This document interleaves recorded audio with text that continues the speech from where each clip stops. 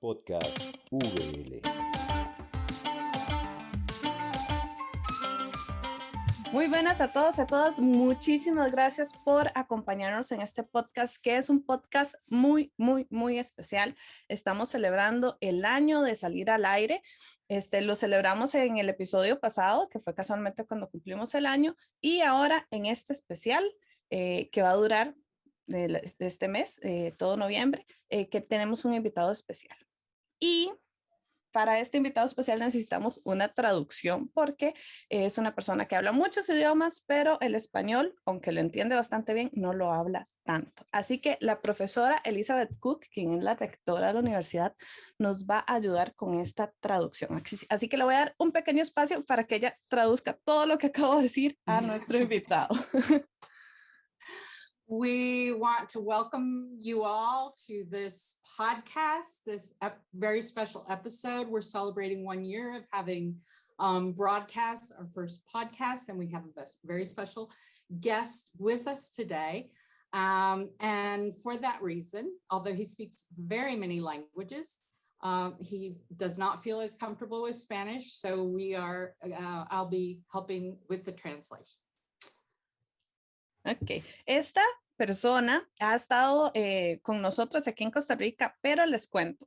Él es el administrador del Collège de France, no sé si lo pronuncié bien, me disculpan cualquier cosa, en París, donde ocupa este puesto desde el 2007, además de la Cátedra de Entornos Bíblicos.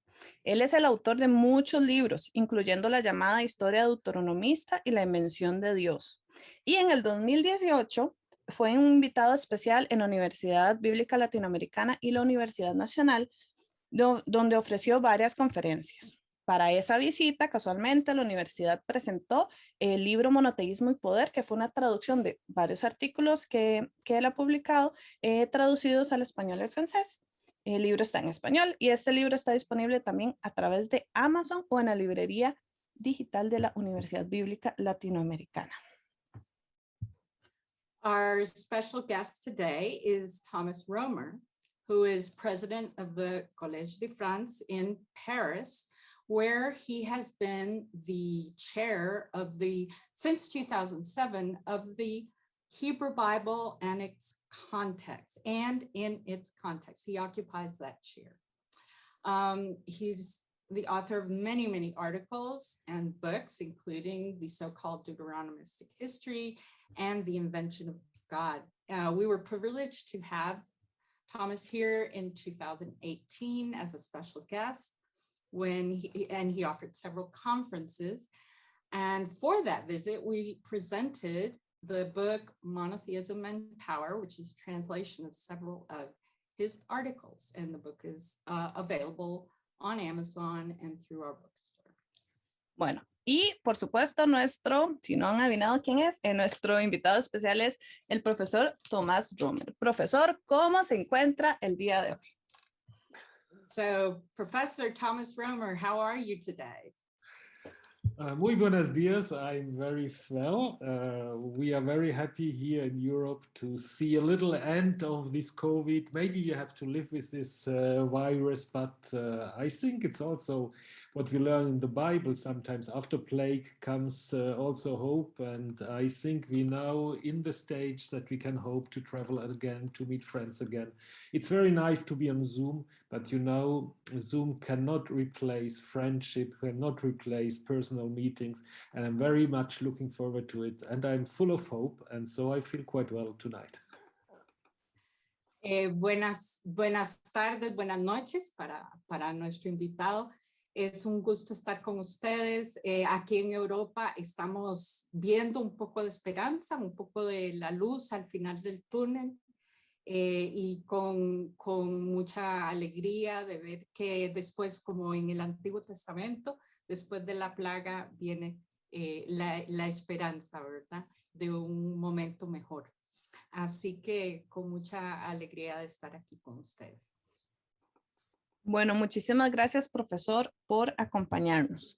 Y antes de empezar el tema, yo quiero invitar a todos ustedes que por favor nos dejen en los comentarios de donde nos escuchan, si tienen alguna pregunta. No prometo que se pueda contestar en estos dos podcasts, pero prometo que en algún momento vamos a dar respuesta. Si quieren mandar un saludo, o si quieren enviarle un saludo al profesor Thomas, también lo puede hacer. Todo lo que guste puede dejarlo en la cajita de comentarios. Y si quieren compartir el video y darle like, también nos ayuda mucho a poder expandir este podcast a muchas más personas.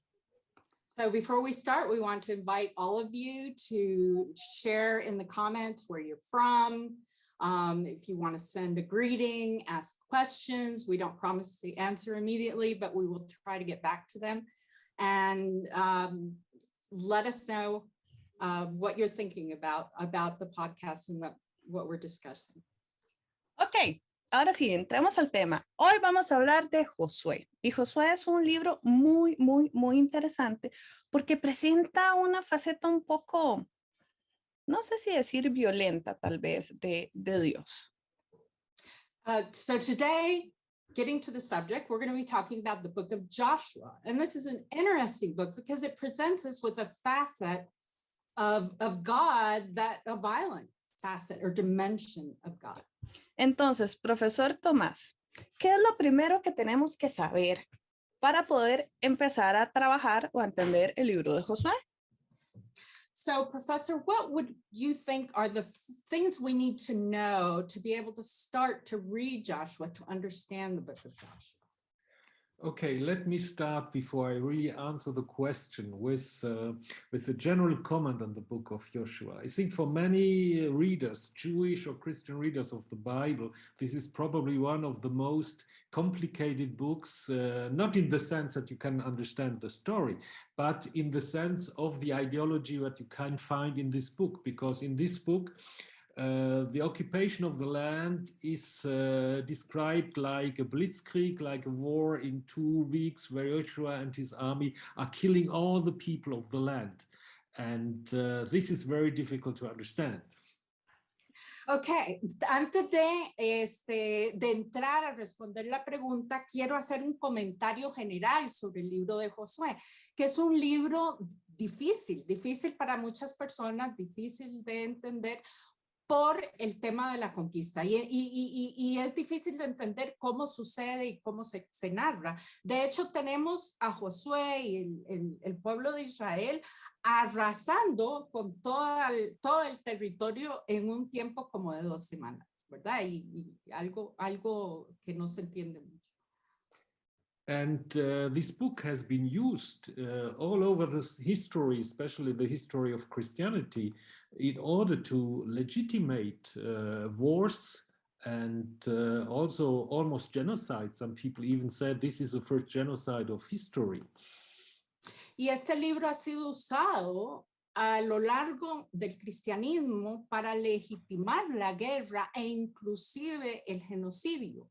Personas que dicen, este es el primer genocidio de la historia. So it has been used, for instance, during the Crusades in order to legitimate the occupation of Jerusalem, the massacre of the Islamic people there. It has been used in South Africa more recently in order to legitimate apartheid. So it's really a dangerous book. Ha sido usado, por ejemplo, fue usado para legitimar las cruzadas, ¿verdad? Las conquistas, los intentos de conquistar Jerusalén, la guerra contra los musulmanes, también más recientemente para legitimar el apartheid, ¿verdad? Así que es un libro peligroso. So first of all, what we need to know is that the story that are told in this book never happened.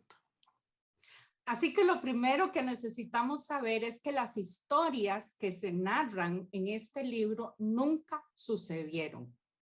So it's a literary creation, and what we need to understand is why the Israelites invented such a story about their origins in the land. Es una creación literaria, así que lo que necesitamos entender es por qué los israelitas inventaron este tipo de historia para contar, ¿verdad?, su posesión de la tierra o su vida en la tierra. So the first thing that we can, or maybe we should just summarize what we have in this book. In this book, we have two major parts. In the first part, we have Joshua, who is the successor of Moses and who is told by Yahweh, the God of Israel, to conquer the land. Tenemos, tal vez resumiendo el libro, tenemos dos partes. En la primera tenemos a Josué, que es el sucesor de Moisés, y Yahvé, el Dios de Israel, le da la instrucción de conquistar la tierra. So this, this conquest of the land is described in the first 12 chapters, and especially what most people know is the conquest of Jericho, where the walls are surrounded and then fall down, and the city is conquered, and the inhabitants are all killed, except Rahab, the prostitute, and his family. Maybe we come back to her later. Así que en esta guerra de conquista que abarca esta primera sección, los primeros 12 capítulos, tenemos la conquista de las ciudades de Canaán. Por ejemplo, Jericó, que es muy familiar, ¿verdad? La destrucción, bueno, la caída de las paredes de Jericó que caen y la eliminación, ¿verdad? De todos los habitantes de Jericó, con la excepción de Rahab, y quizá volveremos con ella después. And then in the second part, we have the distribution of the land to the different tribes by Joshua. And at the end of the book, Joshua is dying, and he has several speeches where he exhorts the Israelites to follow the law of God. Otherwise, the land will be lost again. En la segunda parte del libro nos cuenta la distribución de la tierra a cargo de Josué y al final tenemos la muerte de Josué precedida por varios discursos que él entrega al pueblo de Israel, exhortándoles a seguir la ley, a obedecer la ley, o si no, perderían la tierra. Okay, so at the end already you can see that the question of being in the land is an important question. So it means that probably at one stage of the redaction of the book, the question was, why have we lost the land? So we need to explain why we have lost the land. Así que podemos ver que el hecho de estar en la tierra es un tema importantísimo en el libro de Josué, por lo que podríamos pensar que en una etapa de redacción, en una de las etapas de redacción del libro, la pregunta que se busca responder es ¿por qué perdimos la tierra? Okay, so what we can say about the origins of the book, so the first edition of the book, you know, Joshua, like all the books of the Bible, was not written at one stage. There were several redactions. So let us first start with the first edition of the book.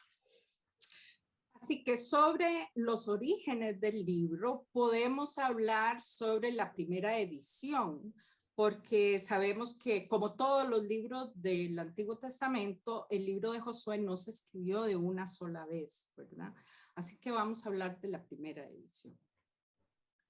Okay, so we have to go back in the 7th century before the Christian era.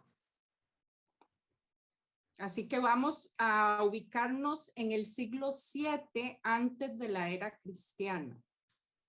This was a time when the whole Levant was occupied by the Assyrians. En este periodo, la región, el Levante, estaba ocupado por los asirios. And the Assyrians destroyed the northern kingdom, the kingdom with the capital of Samaria, which was assieged and then was taken by the Assyrians in 720. Y Asiria conquistó el reino del norte, cuya capital era Samaria, y arrasó con esa zona en 720 antes de la era cristiana.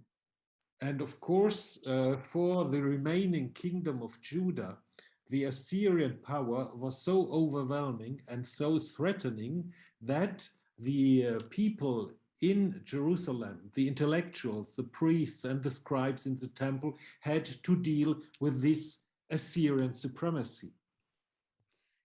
Claro, entonces ahora en Judá, en el reino del sur, están viendo el poder del imperio asirio y la gran amenaza que representan, y los intelectuales en Judá tienen que lidiar de alguna manera con la supremacía asiria.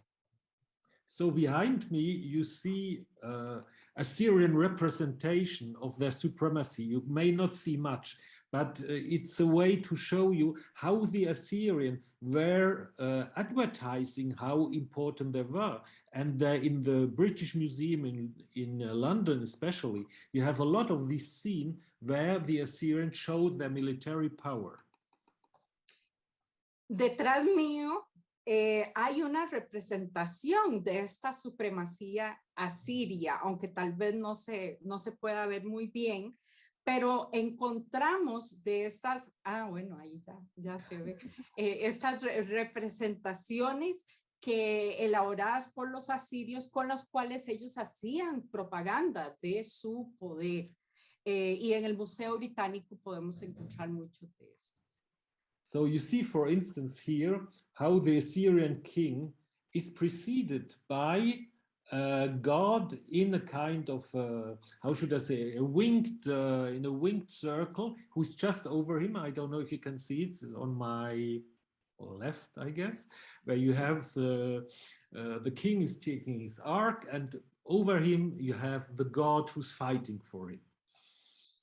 Podemos ver en esta imagen detrás mío que está el rey asirio sobre mi hombro derecho. No sé, es que como se invierte en Zoom, no sabemos. La que señaló con la mano.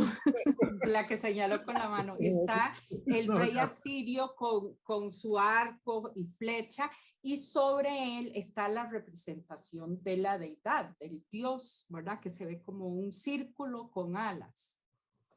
So the idea was to say that the Assyrians are helped by their gods, and that these gods are so powerful that no people can ever resist to the Assyrian power and to the power of their divinities. Así que la idea es comunicar que los asirios tenían el apoyo, el sustento de su Dios, y que era un Dios tan poderoso, sus dioses eran tan poderosos, más poderosos que cualquier otro, y nadie podía resistirse ante ellos.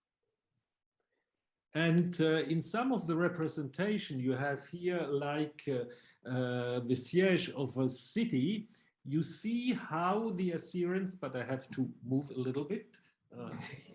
You see how the Assyrians are bringing jars to the city, and somebody here in this jar, he is reading a scroll. And this makes us think of a story in the Bible. Podemos ver en esta imagen cómo, bueno, los asirios están asediando la ciudad, acercándose a la ciudad, y en una esquina hay una persona leyendo un rollo. Y esto nos recuerda algo que está en la Biblia. And this story is in 2 Kings 18 to 20, when Jerusalem is besieged by the Assyrians, and a high official is reading a discourse in Hebrew, asking the population to submit to the king of Assyria, who is much more powerful than all other kings and gods. Esto nos recuerda un relato en Segunda Reyes, capítulos 18 a 20, donde los asirios se acercan y leen un comunicado del rey en el que advierten a los hebreos, al pueblo de Israel, que deben someterse a Asiria y a los reyes de Asiria. So that means that the intellectuals of Judah, the scribes and the priests, they knew about the Assyrian propaganda. Así que los intelectuales de Judá, los escribas, los sacerdotes, tenían conocimiento de la propaganda asiria. And so that means that probably they used this propaganda in a sort what we would call today a counter history.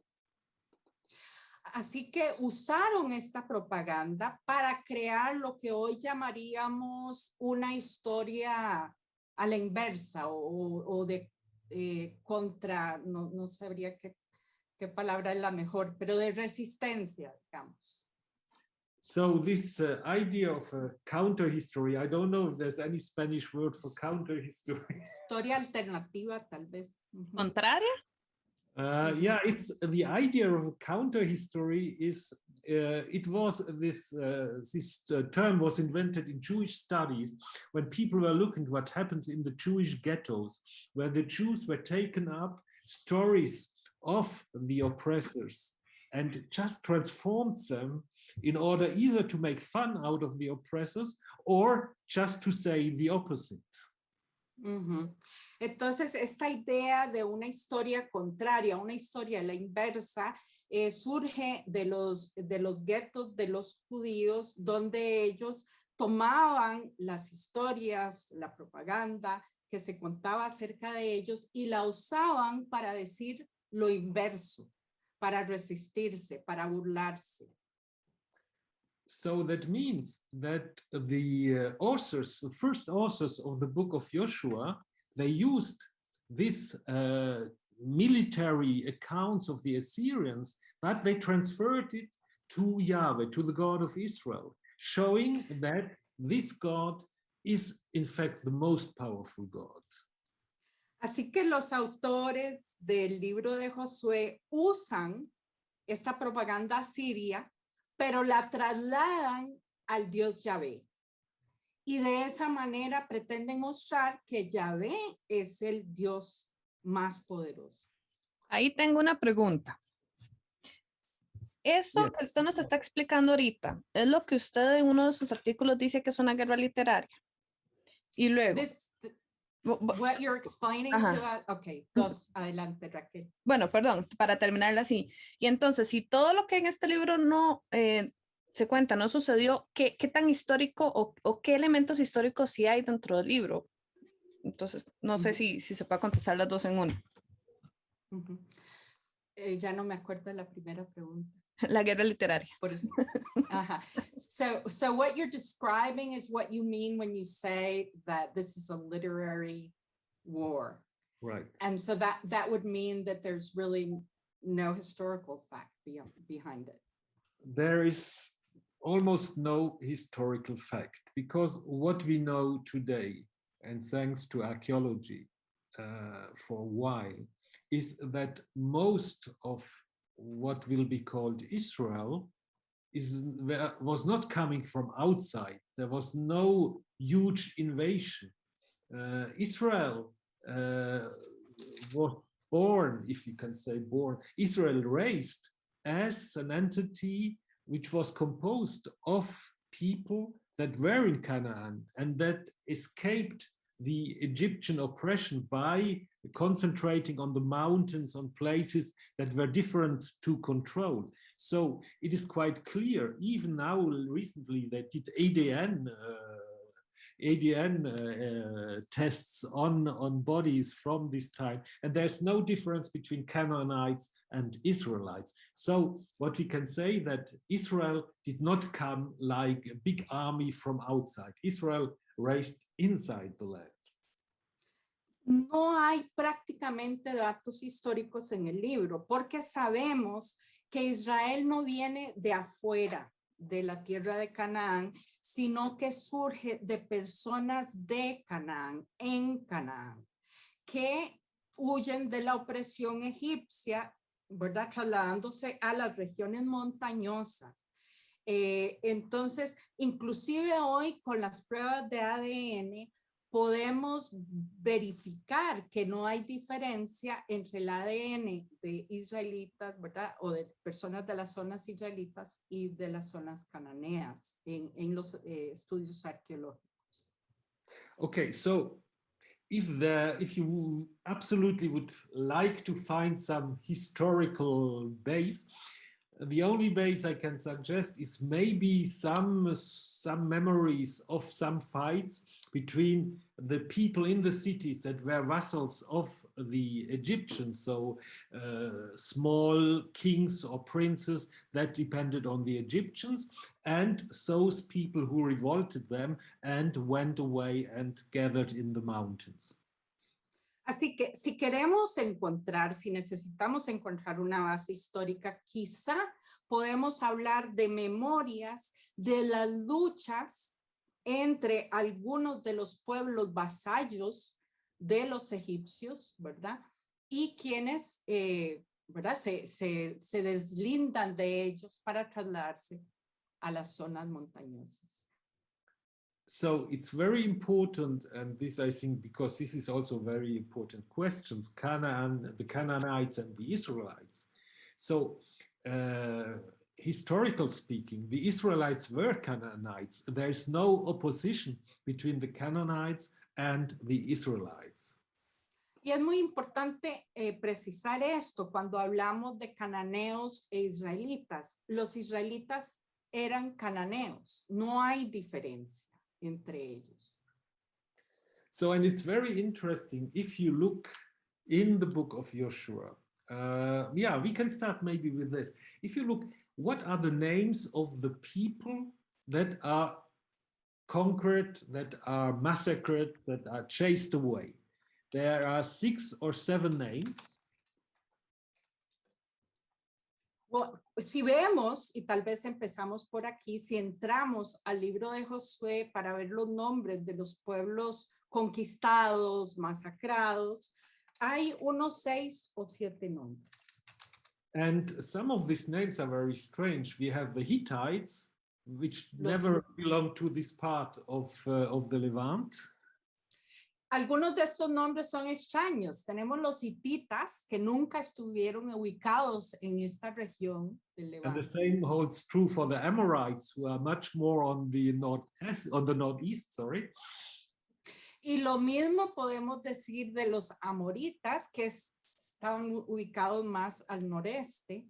And then we have names you don't know who they are. We have the Perizzites, we have the Hivites, we have the Girgashites. So nobody knows really who these people are.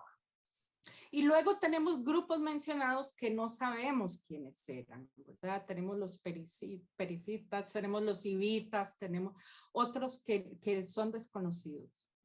So the rabbis already thought maybe just these 6 or 7 names, it's like a, how should I say, a synonym or a shifter for somebody that you don't want to name. Entonces los rabinos pensaban que quizá estos 6 nombres de grupos de Canaán que no estaban en ese territorio, que no se conocen, quizá era una forma de nombrar lo que no se quiere nombrar, es decir, una representación, ¿verdad? De algo que no se quiere nombrar explícitamente.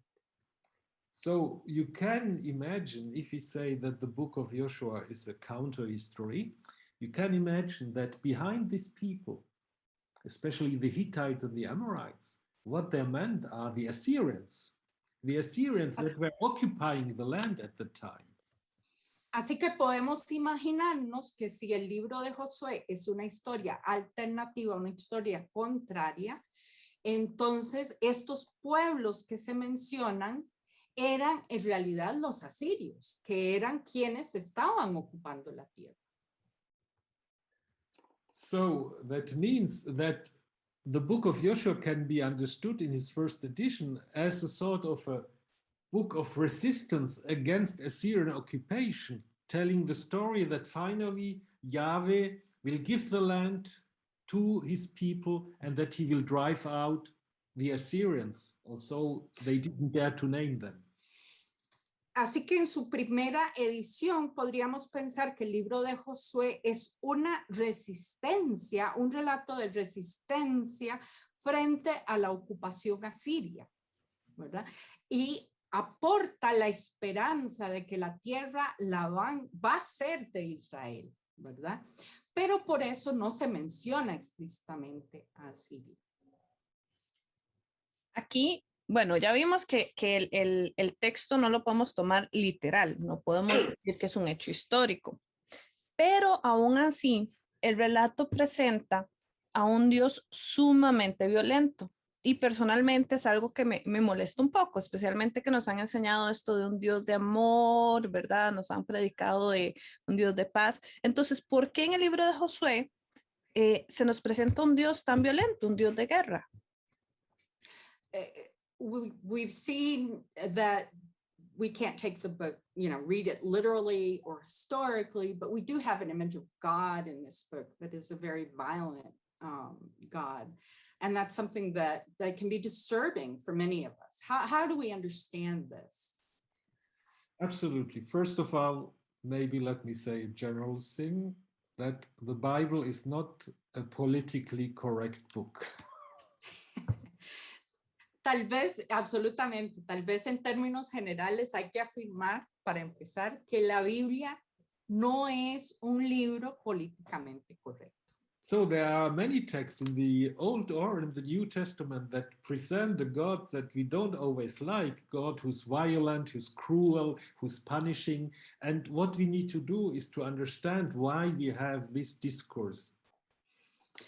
Así que encontramos muchas imágenes de Dios en el Antiguo y en el Nuevo Testamento, de un Dios que es violento, cruel, que castiga, un Dios que no nos gusta, pero lo que tenemos que hacer es tratar de entender por qué se habla de Dios así en estos textos.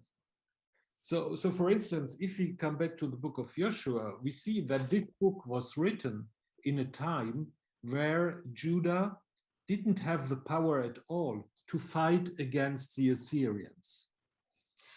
Así que si vemos en el libro de Josué lo que hablamos de la primera edición, este libro fue escrito en un momento en el que Judá no tenía la potencia, la capacidad de luchar contra los asirios. So what they did was to transfer their hope of liberation to Yahweh, to their God, but using the Assyrian model of supremacy, and doing that, they also attributed to Yahweh all these attributes of a warrior God. Así que lo que se hace en el libro es trasladar la esperanza a Yahvé. Y al presentar a Yahvé con todas las calidades del Dios supremo, ¿verdad? Modelado o según el modelo de los dioses asirios, entonces se le traslada los atributos, incluyendo el atributo de ser un Dios guerrero. And this, I think, is a general it's a general problem we have to face. I think if we are confronted to violence, how do we react? And often, especially if you are part of the powerless, you can react to violence maybe by rhetorical violence, and you can not just submit and tolerate what people are doing to you. You need to fight against. And if you fight against, maybe you use also violent terms. Y este es un problema generalizado que necesitamos enfrentar. Cómo responder o reaccionar ante la violencia, especialmente desde un lugar del no poder, ¿verdad? De la impotencia, desde quienes no tienen poder. Y a veces se recurre o recurrimos a la violencia retórica, ¿verdad? A un discurso que no se somete, sino que responde con violencia retórica. And I think you have the same thing, for instance, in what we call sometimes the Psalms of Revenge, where people are appealing to Yahweh in order that he trample down the enemies, that he kills the enemies in very, very violent, in a very violent way. But this can be also, yeah, okay. Tenemos algo similar en los salmos de venganza, los salmos que piden venganza contra los enemigos, que le piden a Dios que aplaste a los enemigos de maneras muy violentas. So the question is, do we like to censor this violence, or do we need to accept it in contextualizing it? Así que la pregunta es, ¿vamos a censurar estas imágenes de violencia, ¿verdad? Asociadas con Yahvé, o vamos a aceptarla, pero contextualizándolas? So for instance, if we may go back for a while to the book of Joshua, I told you before that it was used in Africa, in Europe, to legitimate violence and real violence, oppression. And this is, of course, when people who have the power are using these books. Si volvemos al libro de Josué que comentamos antes, ha sido usado en Europa, en África, para legitimar la violencia por parte de quienes tenían el poder para ejercerla. So, but I can tell you the other story. For instance, in North America, when the European colonists went there, they considered in a way themselves as being the new people of Israel, and they are the new people that conquered the land. So they also were using Joshua in order to legitimate the genocide of the autochthonous people there. También podemos ver en el caso de las colonias en Norteamérica, cuando llegaron los colonizadores, ellos se entendían, ¿verdad? Como el nuevo Israel, los peregrinos, ¿verdad? Como el nuevo Israel, y esto lo usaron para legitimar el genocidio de la población nativa. Oh. So when they killed most of the autochthonous people, then they needed people in order to work on the cotton fields, and though they imported slaves from Africa. Así que, bueno, al eliminar mucha de la población autóctona, necesitan mano de obra para trabajar en los campos del algodón y traen esclavos, personas esclavizadas de África. And then they wanted to make out of these slaves good Christians, and they read the Bible to them. Luego quieren que estos esclavos sean buenos cristianos y les leen la Biblia. And then when these slaves heard the story of Jericho, the book of Joshua and Jericho, they understand that this is not a message of oppression, but a message of liberation. I think you all know Joseph hit the battle of Jericho. That means that these slaves, in their place of oppression, understood what was the sense of the book of Joshua. Pero estos esclavos leen la historia de la conquista de Jericó y la entienden no como un relato de opresión, sino de esperanza. Y creo que todos hemos escuchado los cantos, los espirituales, donde expresan esa esperanza, esa liberación asociada. Y ellos entendían el sentido del libro de Josué. That means it's not the same thing when you read the book of Joshua or these Psalms of revenge. If you're in a situation of an oppressor or potential oppressor, or if you are oppressed. Así que no es lo mismo leer el libro de Josué o los salmos de venganza desde un lugar como siendo opresor o desde un lugar de ser víctima de opresión. Y es que casualmente aquí tenía una pregunta que va por esa línea. So I had a question that goes along these same lines. Porque normalmente uno lee la historia desde quien la escribe y casi siempre quien la escribe es el vencedor. And usually we read stories. Stories are often written from the perspective of the winners, those who have won in the end. And so we usually read along with that perspective. Pero cuando leemos la historia de Josué, nos damos cuenta que hay mucha gente que es desplazada de sus casas, a las que se les quita sus pertenencias. Y eso, por lo menos desde mi punto de vista, es una injusticia. Entonces volvemos al tema de cómo Dios permite estas injusticias, o en este caso Yahvé. But cuando leemos, wait, what am I translating into?